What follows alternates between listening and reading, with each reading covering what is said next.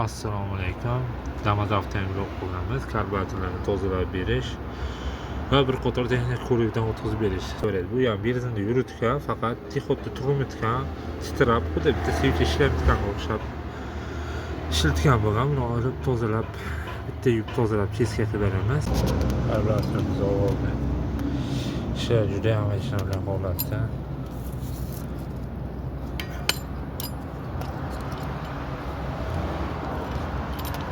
Yub tozalab, maydalab yana joyiga qo'yib beramiz. Damas karburatorimiz yub tozalab tayyorlab oldik. Yaqib oldik. Ko'rishingizdek sho'rlab chizga qo'yildi. Endi benzin chiqish joyini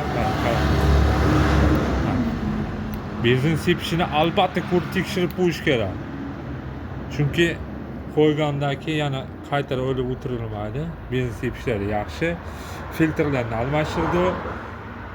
O'rniga o'rnatib, zavet qilib ko'ramiz va yana bitta obzor qilib o'tamiz. Karburatorimizni Damas avtomobilimizga qo'yib oldik. Endi buni bitta zavet qilib ko'ramiz.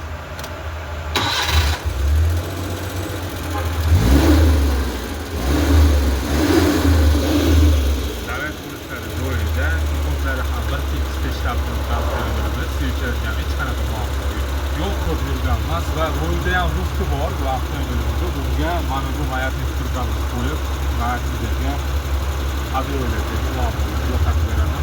Shu joyda havoni ko'proq chiqarib, ko'proq qo'shib qo'ysa, shuni benzin rasxodi ham sal kamayadi. Xizmatga keladi, pullarni qoldiraman, bemalol aloqaga chiqishingiz mumkin.